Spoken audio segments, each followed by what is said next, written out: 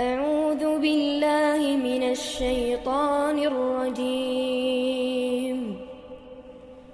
بسم الله الرحمن الرحيم بسم الله الرحمن الرحيم. السلام عليكم ورحمة الله وبركاته. إن الحمد لله نحمده ونستعينه ونستغفره ونعوذ بالله من شرور أنفسنا ومن سيئات أعمالنا. من يهده الله فلا مضل له ومن يضلل فلا هادي له. وأشهد أن لا إله إلا الله وحده لا شريك له وأشهد أن محمدا عبده ورسوله لا نبي بعده وبعد. إخواني وأخواتي في الله أعزنا الله وإياكم. Kita memasuki bab yang ke-18, bab waswasah, tentang waswas, wa hadithun nafs, dan bisikan hati.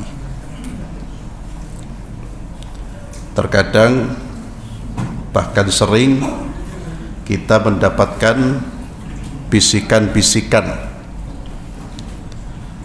tentu bisikan yang tidak terlihat siapa yang membisikkan, itu waswas.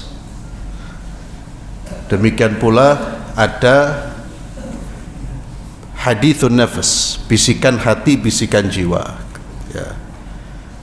Atau khawatir, lintasan-lintasan pikiran. Tiba-tiba jiwa kita ingin ngomong sesuatu atau berkeinginan melakukan sesuatu atau menggambarkan sesuatu, tiba-tiba muncul. Hal-hal seperti itu sudah dibahas bagaimana mengatasinya, apa hukumnya, apakah itu berpengaruh terhadap keimanan kita, dan seterusnya. Dalam surat Al-Baqarah ayat 286, Allah Subhanahu wa taala berfirman, A'udzu billahi minasyaitonir rajim. Ini kita baca sebagian ayat yang terkait dengan tema ini. La yukallifullahu nafsan illa wus'aha. Ini ayat yang terakhir. Allah tidak membebani seseorang kecuali sesuai dengan kemampuannya. Termasuk beban yang tidak mungkin dipikul adalah menolak menolak lintasan pikiran atau bisikan hati. Itu sesuatu yang tidak mungkin dipikul. Kenapa? Karena lintasan pikiran itu datangnya tiba-tiba. Bisikan hati juga datangnya tiba-tiba. Itu bukan kehendaknya. Dan ini ayat juga turun terkait dengan kekhawatiran para sahabat Rasulullah sallallahu alaihi wasallam akan hukuman yang mereka terima jikalau di dalam diri mereka terlintas pikiran-pikiran buruk. Mereka khawatir itu menjadi dosa. Maka Allah menafikan kekhawatiran itu dan Allah menegaskan bahwa apa yang tidak bisa kita tolak itu adalah sesuatu yang ma'fu, yang dimaafkan. Termasuk hadisun nafs, termasuk juga was ya. Artinya ditolak itu ditolak untuk masuk ke pikiran, ya. Dia tiba-tiba masuk, tapi ketika nanti sudah masuk, maka jangan diberi tempat, tapi segera kita lakukan usaha untuk mengeluarkan. Ya, jadi menolak masuk itu susah, ya tidak mungkin. Antum tiba-tiba ada terbetik di pikiran di dalam pikiran antum mungkin perbuatan yang haram atau ghibah, terbetik ghibah, ya ngerasani tapi dengan nafs, ya.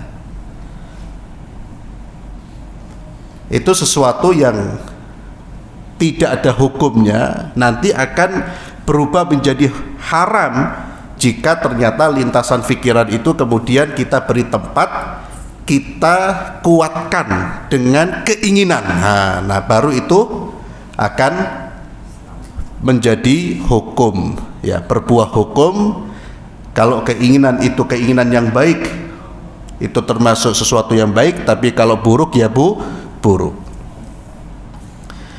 Dari Abu Hurairah radhiyallahu anhu, dari Nabi sallallahu alaihi wasallam, beliau bersabda, "Innallaha tajawaza an ummati ma haddathat bihi anfusaha ma lam ta'mal aw tatakallam."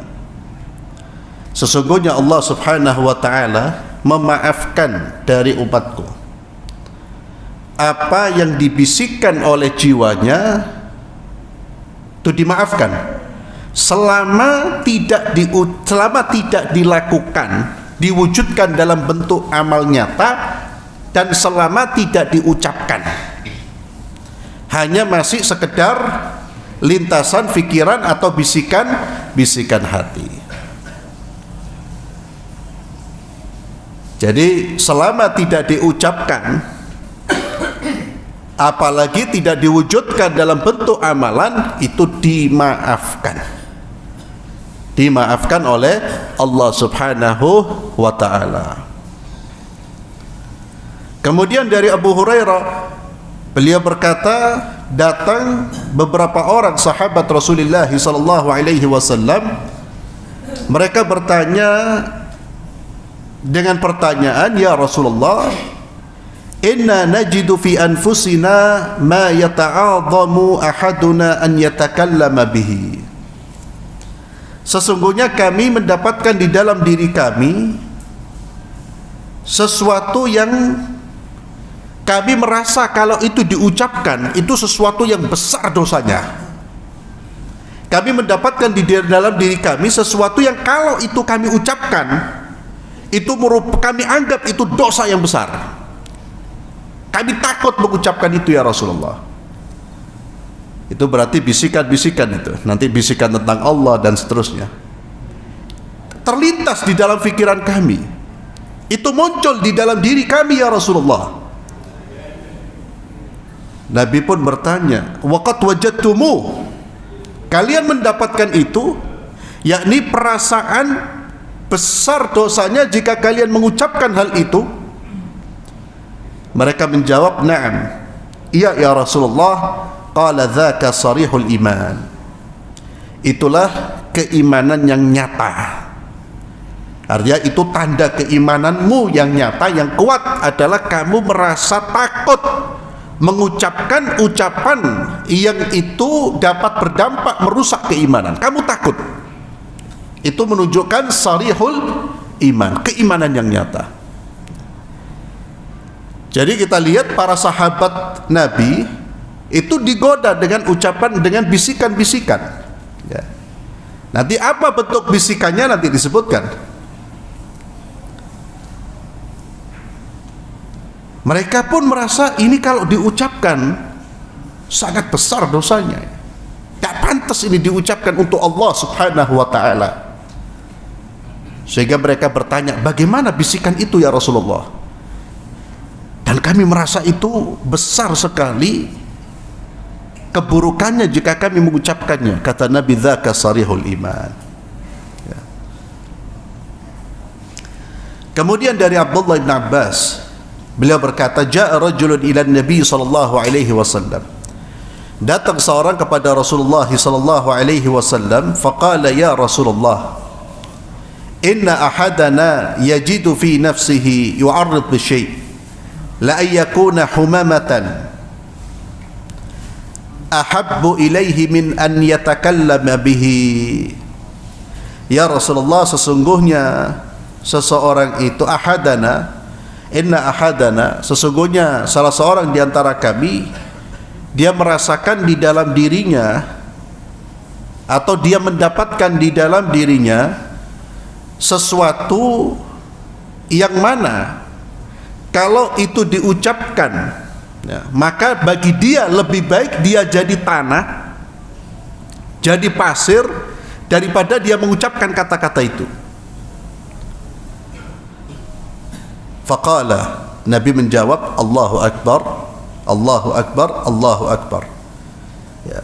Allah yang maha besar, Allah yang maha besar, Allah yang maha besar. Alhamdulillahilladzi radda kaidahu ilal waswasa. Segala puji hanya milik Allah yang menjadikan tipu daya syaitan itu hanya sekedar was-was. Artinya apa?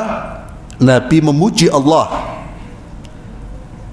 yang menjadikan tipu dayanya syaitan itu hanya berhenti pada was-was, yakni orang-orang beriman tidak melampaui dari sekedar was-was yang ada di diri mereka. Artinya was-was itu bisikan ya, tidak melampaui itu, tidak sampai mereka mengucapkan kata-kata kufur, apalagi melakukan tindakan kufur. Maka Nabi bersyukur, alhamdulillah, yang mana tipu daya syaitan itu hanya sekedar bisikan. Yakni Nabi membanggakan para sahabat Rasulullah sallallahu alaihi wasallam. Kemudian bab tentang perkataan syaitan. Ini diantara bisikan syaitan yang sering muncul seperti ini. Perkataan syaitan, man khalaqa rabbak. Siapa yang menciptakan Tuhanmu? Allah Azza wa Jalla berfirman di dalam surat Az-Zumar 62, A'udzu billahi minasyaitonir rajim. Allahu khaliqu kulli syai'. Allah lah pencipta segala sesuatu, wa huwa ala kulli syai'in wakil. Dan dialah yang menjaga segala sesuatu. Allah yang menciptakan segala sesuatu. Allahu khaliq, dan Allah tidak diciptakan. Lam yalid wa lam yulad. Ya. Kemudian dalam surat Al-Hadid ayat 3, huwal awwal wal akhir wal zahir wal batin wa huwa bikulli syai'in alim. Dialah Allah yang awal, yang tidak ada yang mendahului Allah, dan dialah Allah yang maha kekal, dialah Allah yang maha tinggi, dan dialah Allah yang maha tersembunyi. Ada juga yang mengatakan batin itu yang dekat dengan hamba-hambanya ya. Batin juga artinya yang tidak nampak wujudnya. Wa huwa bikulli syai'in alim, dan dialah Allah yang maha mengetahui segala sesuatu. Dari Abu Hurairah radhiyallahu anhu, beliau berkata, bersabda Rasulullah sallam, ya'ti syaitan ahadakum fayaqul. Syaitan akan datang kepada salah seorang di antara kalian dan berkata, man khalaqa kadza, man khalaqa kadza. Siapa yang menciptakan ini, siapa yang menciptakan itu? Sampai muncul atau sampailah pertanyaan syaitan, man khalaqa rabbak. Siapa yang menciptakan Tuhanmu? Fa idza balaghahu, kalau pertanyaan itu terbetik di dalam pikiran kita, muncul bisikan yang redaksinya adalah bertanya tentang Allah, falyasta'id billahi wal yantahi, maka hendaknya dia mengucapkan isti'adzah, a'udzu billahi minasyaitonir rajim, wal yantahi, dan dia akhiri bisikan tersebut. Artinya tidak kemudian dijadikan bahan diskusi di dalam dirinya, tidak dijadikan sebagai bahan untuk merenung. Si tak renung, sapa sing ciptakno Allah ya. Gendeng Pak, nanti keluar gendeng dia. Falyantahi, berhenti pula, jangan diomongkan dan jangan ditanyakan ke ustaz, man khalaqa rabbana, falyantahi uskut, inti isti'adzah. Loh, saya mau tahu isti'adzah, saya mau tahu. Jangan syaitan ada. Kenapa? Karena itu dari syaitan ya. Sesuatu yang memang tidak mampu dipikir oleh otak, Pak. Kalau sudah bicara Allah itu, ini tidak bisa, ini tidak bisa melampaui Bagaimana kita bisa melampaui Allah Tuhan kita yang maha tidak terbatas, semuanya maha. Maka ketika berbicara tentang Allah itu yang berbicara adalah keimanan, keyakinan. Yang berbicara adalah akidah. Dan ini informasi dari Nabi, salah satu bisikan yang terkadang muncul dalam diri orang-orang beriman. Kenapa orang-orang beriman? Kalau sudah tidak beriman, tidak mungkin dibisikin hal-hal seperti ini. Sudah sahibnya syaitan, sudah sama-sama kufur. Tapi yang beriman itu pasti akan digoda dengan bisikan-bisikan. Maka kita lihat, termasuk menggoda siapa? Para sahabat Rasulullah sallallahu alaihi wasallam. Maka di sini Nabi memberikan tips, memberikan solusi. Kalau seseorang mendapatkan pertanyaan seperti itu di dalam dirinya, biasanya yang tanya itu ya dalam diri ya syaitan ada. Jarang ada sahib tanya seperti itu. Kalau dia tanya, maka arahkan dengan pernyataan Nabi. Ya akhi, itu pertanyaan dari syaitan, isti'adzalah, berhentilah. Dan ucapkan amantu billah, sebagaimana dalam hadis berikutnya nanti. Amantu billah. Di dalam riwayat Muslim, la yazalun nasu yatasaaluna. Manusia itu terus akan saling bertanya hatta yuqal, sampai dikatakan hadza khalaqallahul khalqa. Ya, ini semua ini yang menciptakannya Allah Azza wa Jalla. Faman khalaqallah, siapa yang menciptakan? Allah. Faman wajada min dzalika syai'an, siapa yang mendapatkan pertanyaan itu atau ada terbetik sesuatu dari fikiran-fikiran seperti itu, falyaqul, maka hendaknya dia segera mengucapkan amantu billah. Amantu billah. Khalas, berhenti. Di dalam riwayat yang lain, amantu billahi wa rusulihi. Amantu billahi wa rusulihi. Maka kalau kita gabung dua hadis ini, ketika ada pertanyaan yang mengusik keimanan kita, apa atau bagaimana cara kita menghadapi bisikan itu? Pertama apa? Isti'adzah. A'udzubillahi minasyaitonirrajim. Itu menunjukkan bahwa bisikan itu dari syaitan. A'udzubillahi minasyaitonirrajim. Amantu billahi wa rasulihi. Amantu billahi wa rasulihi. Falyantahi. Ini juga jangan lupa, falyantahi. Berhenti. Ya. Berhenti itu jangan difikirkan lebih panjang. Jangan dijadikan bahan diskusi, ya. Buat kajian membahas siapa atau siapa menciptakan Allah, jangan datang, Pak. Ya. Itu kajian filsafat yang bisa buat orang-orang keluar bisa jadi ateis dia. Bisa jadi ateis itu. Ya. Kenapa banyak orang jadi ateis? Karena dia terlalu dalam memikirkan Tuhan, akhirnya tidak ketemu jawaban, sesat.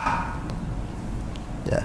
Itulah solusinya apa? Iman. Amantu billahi wa rasulih. Ya. Falyantahi. Dan ini berlaku dalam semua pertanyaan-pertanyaan yang tadi saya katakan bisa meragukan keimanan kita. Termasuk soal takdir. Itu juga harus hati-hati. Nabi ketika mendengar para sahabatnya berdiskusi tentang takdir, Nabi mengingatkan mereka dan menyuruh mereka berhenti. Kalian tidak diciptakan untuk ini. Takdir itu, kata Ali bin Abi Thalib, al-qadaru sirrullah. Dia merupakan rahasianya Allah, sesuatu yang disimpan, rahasia yang tidak bisa dibuka. Tidak bisa itu. Apa yang Allah sampaikan tentang takdir, imani bahwa Allah mengetahui segala sesuatu, Allah yang menciptakan, Allah yang menentukan, imani.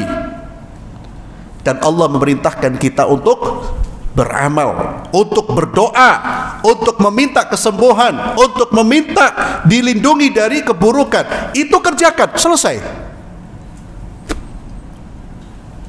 Jangan dibahas ya.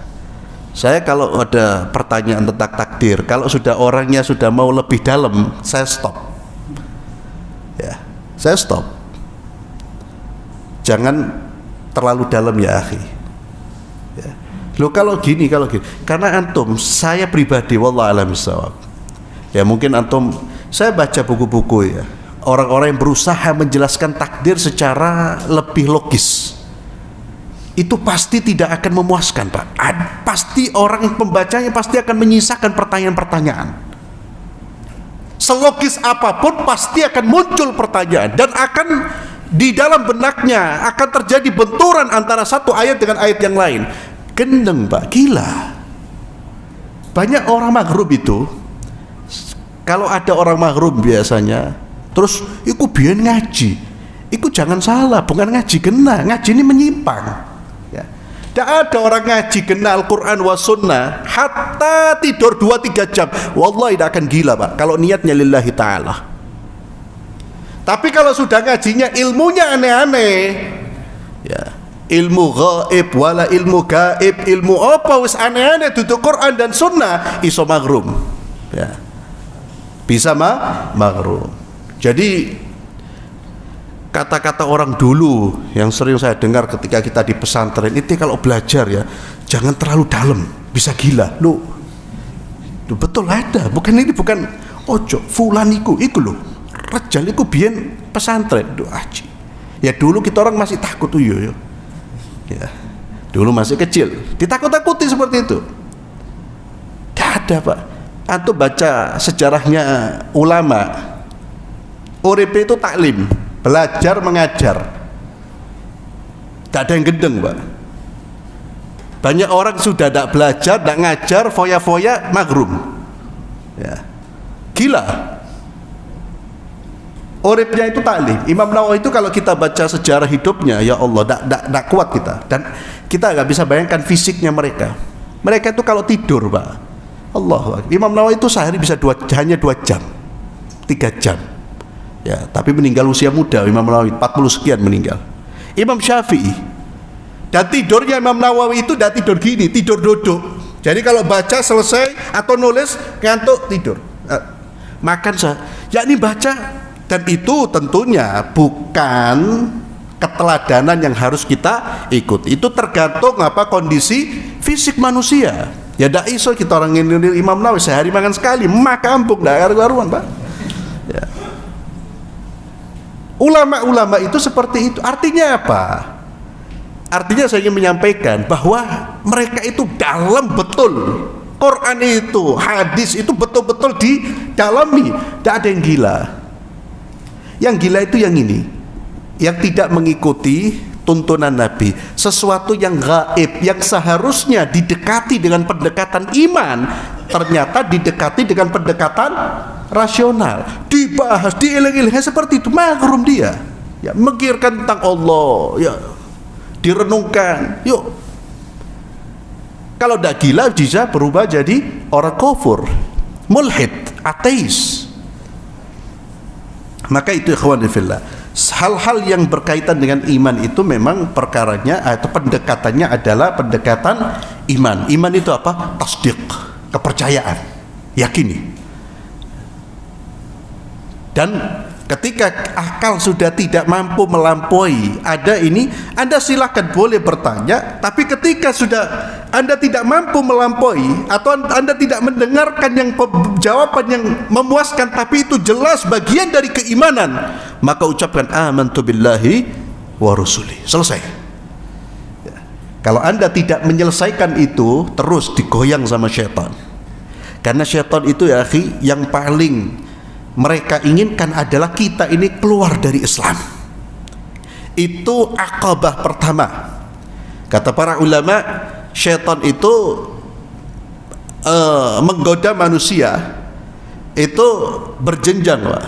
Pertama, paling utama yang mereka harapkan dari kita adalah kufur kepada Allah. Salah satu cara mereka mengkafirkan atau mengeluarkan kita dari keimanan adalah dengan membuat keraguan-raguan. Diusik keimanan kita, termasuk dengan pertanyaan-pertanyaan tadi. Itu syaitan. Dan tidak tidur.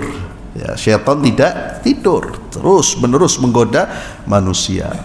Termasuk dengan was-was tadi. Ada orang yang dibuat was-was dengan akidahnya, kalau tidak berhasil dibuat was-was dengan ibadahnya, Pak. Saudara-saudara kita ada yang terkena penyakit was-was itu, ya. Takbir sampai 10 kali, 5 kali, kasihan.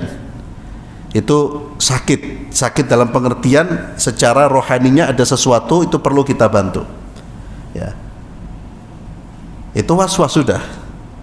Berwudu sampai diulang-ulang, basuh wajah 5-4 kali, padahal kata Nabi jangan lebih dari 3 kali.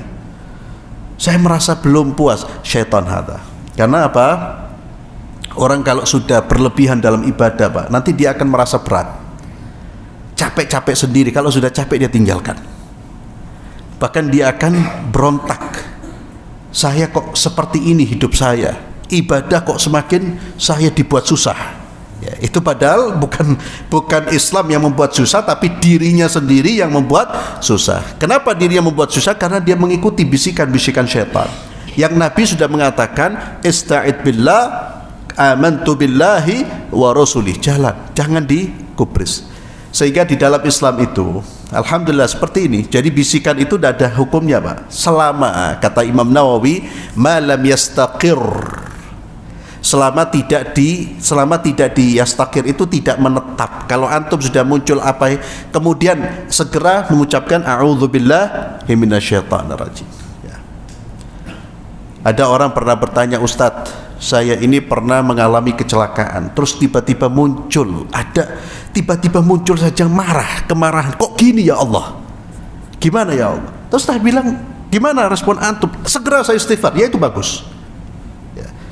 Syaitan itu, Pak, antum umpamanya doa kepada Allah, berdoa, tahajud, minta keselamatan, ternyata tidak selamat, itu syaitan masuk langsung ke dalam jiwa kita. Loh, lihat mana Tuhanmu itu? Nah, mana doamu itu mana? Wah, itu kalau kita iya betul ya, padahal syaitan dia ngomong, oh sudah, protes dia terhadap Allah, takdir itu kejam, ini itu, oh kufur akhirnya, ya. Sudah kena musibah, ujung-ujungnya kufur, na'udzubillah. Hati-hati, Pak, syaitan itu tidak melepaskan kita. Terus saya bertanya, Ustaz, ya apa itu muncul, saya berdoa kepada Allah, saya berbuat ini, tapi subhanallah musibah datang, padahal saya ini sudah doa, minta sama Allah. Kata dia, nah miyaki, berarti itu takdir yang tidak bisa dirubah. Ada takdir yang bisa dirubah, ada yang tidak bisa dirubah, Pak. Kalau yang tidak bisa dirubah, itu yang terbaik, walaupun antum jatuh, itu yang terbaik. Di balik itu banyak kebaikan yang Allah sediakan buat antum. Ya kalau antum tahu, antum minta, ya Allah jatuhkan terus ya Allah. Kalau kita tahu, ya. Tapi tetap tidak boleh minta musibah, jangan, ya. Karena tidak semua orang kuat menghadapi musibah. Ya, sakit itu memang, Pak, menghapuskan dosa, mengangkat derajat, banyak kebaikannya, Pak. Tapi Nabi tetap mengatakan apa? Is'alullahal afiyah wal mu'afah. Kamu minta kepada Allah kesehatan, keselamatan. Jangan minta sakit, ya Allah biar dosa saya bersih, ya Allah berikan saya sakit. Loh, wani, ya, nekat itu. Akhirnya dikai sakit, mengeluh, bukan dosanya habis, tambah bertambah. Ya. Kemudian ikhwani fillah, di bab ke-20, Kitabatul hasanat was sayyiat, ya, pencatatan kebaikan dan keburukan. Dalam surat Al-An'am ayat 160, man jaa'a bil hasanati falahu 'asyru amsalha wa man jaa'a bis sayyiati fala yujza illa mithlaha wa hum la yudhlamun. Siapa yang membawa satu kebaikan, maka baginya 10 kali lipat balasannya. Ini diantara rahmat Allah subhanahu wa ta'ala kepada kita. 10 kali lipat itu bukan maksimal, Pak. Bisa jadi lebih dari 10 kali lipat, bisa jadi at'afan wa at'af wa at'af, berlipat-lipat, berlipat-lipat. Tergantung kualitas amal kita. Tergantung kualitas amal kita. Wa man jaa'a bisayyi'ati, adapun orang yang datang dengan membawa satu dosa, fala yujza illa mithlaha, balasannya itu setara dengan dosa yang dia perbuat, ya, tidak dilipat gandakan. Dosanya 1, hukumannya 3, hukumannya 2 pun tidak, hukumannya ya 1, setara dengan jumlah dosanya berapa, ya segitu sudah. Wahum la yudhlamun, dan mereka tidak akan, manusia tidak akan dizalimi oleh Allah subhanahu wa ta'ala. Allah tidak akan berbuat zalim kepada hamba-hambanya. Itu pun, dosa-dosa itu pun terkadang Allah maafkan, dan bukan terkadang, sudah banyak yang Allah maafkan dari kita. Kita ini kalau dihitung dosa-dosa kita, Pak, lalu dosa itu dijadikan sebagai alasan, ya, untuk menghukum kita di dunia, wis dak ono sing hidup sehat sekarang, Pak. Kita berbuat dosa, tetap Allah memberikan kesehatan, Allah memberikan kebaikan, Allah memberikan waktu-waktu luang, waktu-waktu kita bertobat kepada Allah. Bahkan kita belum bertobat, Allah ngasih ampunan, ya, sudah luar biasa. Tapi kalau kebaikan dilipat gandakan oleh Allah subhanahu wa ta'ala. Namun Allah mengingatkan, kebaikan-kebaikan yang kita lakukan itu jangan kemudian dirusak dengan perusak amal kebaikan, diantaranya riya wa sum'ah, ya, berbuat riya, memamerkan kebaikan yang sudah kita lakukan, atau memperdengarkan kebaikan yang sudah kita lakukan untuk mendapatkan pujian, ya. Kalau sudah antum duduk di majlis ta'lim, majlis seperti ini, kalau antum membaca fadilahnya itu dahsyat sekali, Ustaz. Kalau antum hitung dari mulai sholat berjamaah, ya, itu ada puluhan fadilah dari salat berjamaah, puluhan. Kemudian duduk di masjid, dan selama orang duduk di masjid itu Allah beri pahala seperti orang yang salat. Dan selama dia duduk di masjid, malaikat terus mendoakan kita satu persatu, Allahumma ighfir lahu, Allahumma arhamhu, Allahumma ighfir lahu, Allahumma arhamhu. Ya Allah, ampunilah fulan, rahmatilah fulan, ya Allah, ampunilah fulan, rahmatilah fulan. Itu baru dengan duduknya di masjid. Ada fadilah kita duduk di majlis ilmu. Nabi SAW bersabda, majtama'a qaumun fi baitin min buyutillah yatluna kitab Allah wa yatadarasuna bainahum illa nazalat alaihimus sakinah. Allah berikan ketenangan, Allah curahkan rahmat, Allah wa haffathumul malaika, mereka dikelilingi oleh malaikat-malaikat Allah. Ini tempatnya malaikat duduk, Pak, ya. Jadi kalau mau ketemu malaikat, duduk dengan malaikat, duduk di majlis-majlis taklim. Kalau mau ketemu dengan syaitan, maka duduk di majlis-majlis, ya, dangdutan, ya, duduk di situ. Ya, tergantung kita mau duduk sama siapa, mau dapat apa, tergantung kita. Ya, ini majlis yang luar biasa. Ini fadilah yang begitu besar, Ustaz. Jangan dirusak dengan perusak amal.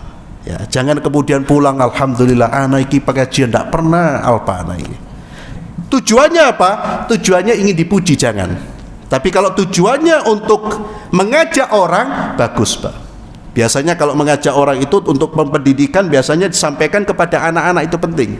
Ya, abimu alhamdulillah nak, sejak muda seusia kau sudah ikut pengajian, nak. Tujuannya untuk ngajak anaknya, mendorong anaknya, ya, itu tidak ada masalah, Pak. Maka kebaikan-kebaikan yang sudah luar biasa, yang Allah berikan pahalanya luar biasa, dan itu menjadi bekal kita ketika kita meninggalkan dunia ini, jangan rusak dengan perusak-perusak amal. Terutama terkait dengan sedekah, Allah berfirman, la tubtilu sadaqatikum bil manni wal adha, ya. Kemudian dari Abdullah bin Abbas radhiyallahu anhuma, dari Nabi sallallahu alaihi wasallam, fima yarwi an rabbih, sebagaimana diriwayatkan dari Tuhannya azza wa jalla, Allah berfirman, ini hadis qudsi, qala inna allaha qala inna Allaha kataba al-hasanati was-sayyi'at thumma bayyana dhalik. Sesungguhnya Allah telah mencatat, menentukan kebaikan dan keburukan. Kemudian Allah jelaskan, faman hamma bihasanatin, ya, siapa yang berkeinginan kuat, ham ini berbeda dengan hadisun nafs. Kalau hadisun nafs itu pikiran yang masuk antara iya dan tidak, lalu dia tolak, itu hadisun nafs, tidak ada hukumnya. Tapi kalau ham ini sesuatu yang sudah dia terima dan menjadi keinginan, sudah menjadi keinginan, sudah menjadi tekad, itu namanya ham.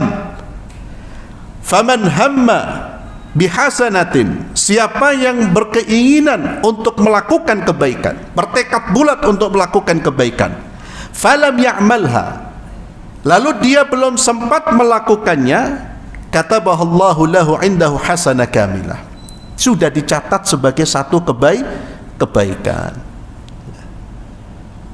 sudah dicatat. Tapi harus ham itu tekad, ya, bukan antara iya dan tidak. Pergi pengajian apa enggak, itu bukan ham, ya. Itu masih ragu dia, ya. Saya sedekah apa enggak, ya, sedekah apa enggak, wis enggak sedekah wis, nah, umpamanya. Tapi kalau ham itu, na'am, saya akan sedekah, tiba-tiba ada sesuatu yang menghalanginya, atau bahkan niatnya saja itu sudah ibadah. Kita niat baik itu sudah ibadah, Pak. Niat. Kemudian fa in huwa hamma biha wa 'amilaha katabaha Allahu lahu 'indahu 'ashra hasanat ila 700 dhifin ila dha'ifin katsira. Dan jika dia bertekad lalu diwujudkan dalam bentuk amalan, maka Allah mencatat baginya 10 pahala, 10 kebaikan sampai 700, bahkan lebih dari 700. Ini yang saya katakan tadi ketika bicara tentang Al-An'am 160, bahwa asyru amthaliha, 10 kali lipat itu bukan maksimal, Pak. Karena di dalam hadis yang lain dijelaskan oleh Nabi dalam hadis qudsi bahwa Allah Subhanahu wa taala akan melipat gandakan amal kebaikan itu 10 sampai 700, bahkan lebih dari 7. Allahu akbar. Walillahil hamd. Allah, banyak kebaikan kita dilipat gandakan. Tidak ada kebaikan yang kecil di sisi Allah, tidak ada. Tidak ada kebaikan yang pahalanya itu sedikit, tidak ada. Jadi jangan pernah ada kebaikan yang Allah ngasih sedikit pahalanya, tidak ada, Pak. Semua kebaikan, sekecil apapun kebaikan kita, ya. Jangankan kebaikannya, nyingkirkan duri bisa masuk surga, Pak. Dan ini perlu antum cerna, Ustaz, sehingga antum ini tidak mudah mengeluarkan orang dari surga semua, kecuali kelompoknya lah. Surga Allah itu luas loh. Ada orang kasih minum anjing masuk surga, Ustaz. Jadi rahmat Allah itu lebih luas. Dan ini termasuk rahmat Allah Azza wa Jalla kepada kita. Selain memberikan pahala yang besar, Allah juga membuka pintu-pintu amal. Pintu amal kebaikan itu kan banyak sekali. Dan ini memberikan kemudahan buat kita. Tidak bisa melakukan yang ini, masih ada yang itu. Tak iso yang itu bisa melakukan yang ini, terus ada, selalu ada. Kemudian waman hamma bisayyi'atin falam ya'malha katabaha Allahu lahu 'indahu hasanah kamilah. Siapa yang bertekad kuat untuk melakukan satu kejahatan, satu perbuatan dosa, lalu tidak jadi dia amalkan, maka Allah mencatat baginya satu kebaikan, Pak. Kita sudah bertekad untuk melakukan kemaksiatan, ya. Ini rejal nanti anak ketemu caci maki nanti. Tuh hama sudah tekad sudah. Ternyata dia sadar, astagfirullah, caci maki tidak oleh. Kenapa anda berbuat itu? Dikasih pahala oleh Allah Azza wa Jalla, Pak. Keburukan itu dihapus, diberi pahala. Kenapa? Karena kita tidak jadi mengamalkannya. Ya. Falam ya'malha. Katabahallahu lahu indahu hasanah kamilah, sempurna pahalanya. Fa in huwa hamma biha, dia sudah punya tekad lalu dikerjakan, maka baginya 1 dosa. Kalau kebaikan tekad dikerjakan berapa? 10 sampai 700, berarti 700 la ila adhaf ila adhaf. Tapi kalau keburukan, ya balasannya ya 1 itu. Kalau keburukan 1, ya 1 itu dibalas oleh Allah Subhanahu wa taala. Kalau dia punya keinginan dan dia kerjakan itu.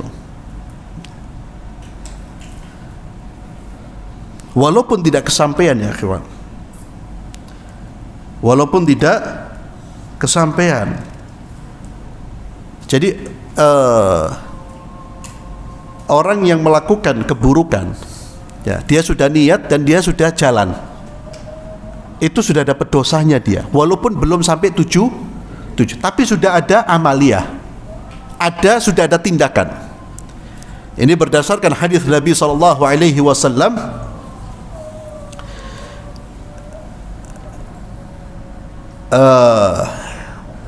Idza altaqal musliman, jika 2 orang muslim bertemu dengan pedangnya, fal qatil wal maqtul finnar,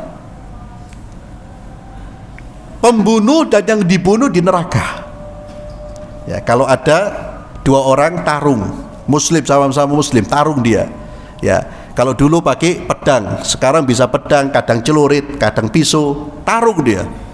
Karena menjaga harga diri katanya. Dua-duanya mlebu neraka. Hatta pakai kopi apa? Finnar. Ya. Dua-duanya masuk neraka. Sahabat bertanya, ya Rasulullah, hadzal qatil. Ya Rasulullah, kalau pembunuh masuk neraka, na'am, dia membunuh jelas. Fama balul maqtul, kenapa yang maktul juga mlebu neraka? Ya. Li'annahu arada qatla sahibihi, karena yang terbunuh ini dia sudah ingin membunuh, tapi kalah cepat, kalah kuat sehingga dia terbunuh. Artinya apa? Dia sudah niat dan sudah ambil tindakan. Tapi kalau belum ambil tindakan, dia batalkan, maka Allah tidak memberikan sanksi apapun. Bahkan kalau dia batalkan karena Allah, itu merupakan amal ibadah, itu merupakan kebaikan yang Allah berikan pahala yang sempurna. Wallahu a'lam bissawab. Kita akhiri dengan doa kafaratul majlis. Subhanakallahumma bihamdik, asyhadu an la ilaha illa anta astaghfiruka wa atubu ilaik. Assalamualaikum warahmatullahi wabarakatuh.